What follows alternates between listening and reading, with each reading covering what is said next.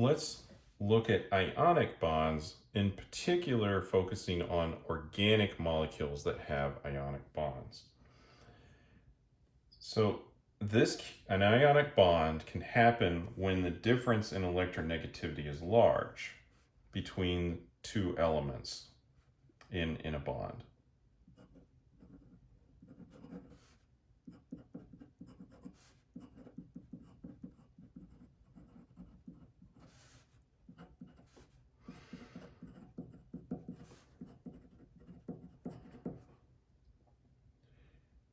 You can call these ionic. Now, there are some features that ionic bonds will have, such as when you dissolve the molecule or crystal or whatever form you have in a solvent, particularly in water, it's broken into ions.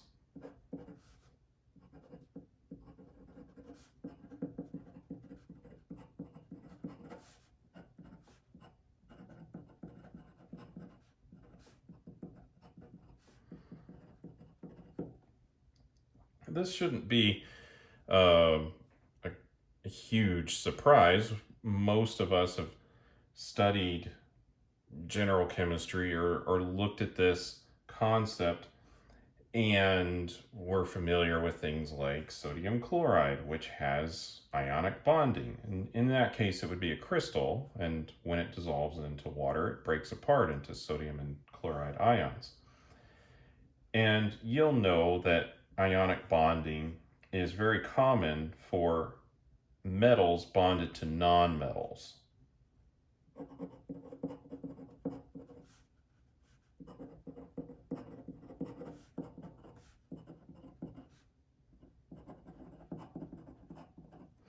The example that I used just a second ago, sodium chloride, that's one.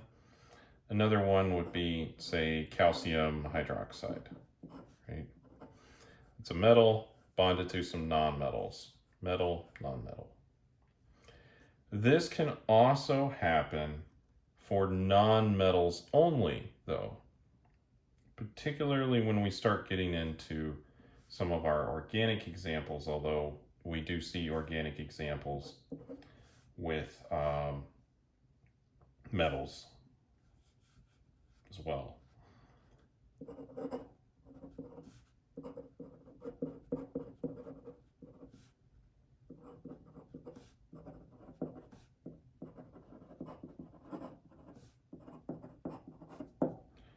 So, what's an example of an ionic non-metal compound? Well, again, you're probably familiar with this compound from a general chemistry course, ammonium chloride. All of these are non-metals. Some people consider hydrogen a metal, but anyway, it's non-metal. And another example could be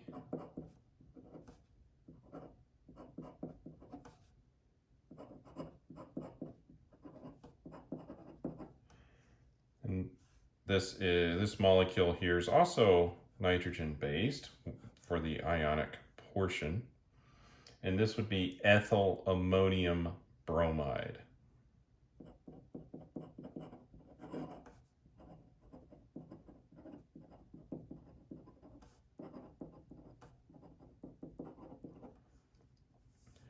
This just indicates that instead of being just ammonium without, having 4 hydrogens here, we would have an ethyl group on the nitrogen. So we can draw a Lewis structure for that. Actually, let's do that, just so that we can emphasize the ionic part of this.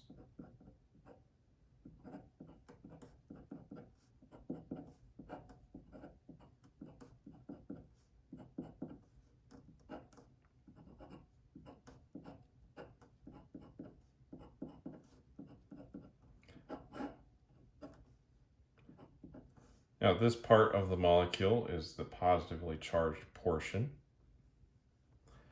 And we also have that's a bromide. fix that.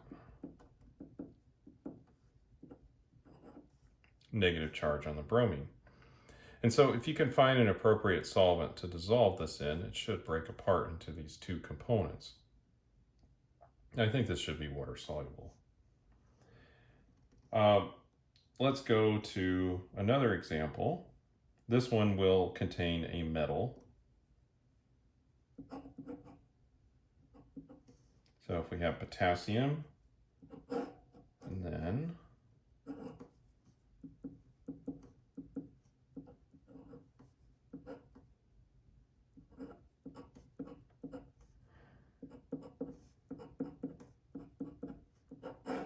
here's potassium methoxide. It's very similar to something that you might have seen before, sodium hydroxide.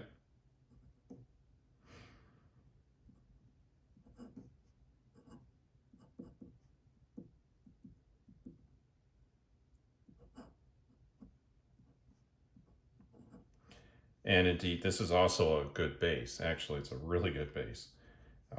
And this is a, similar structure. It says base, that's base. These are acids here. All right, so you can have ionic bonds within organic molecules. Just as another example of something that you might have seen before, you have the acetate ion.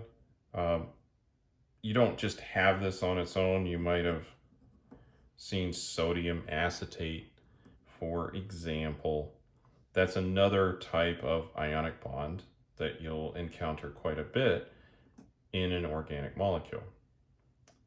So when you have a large enough electronegativity difference, it can behave in a more ionic way.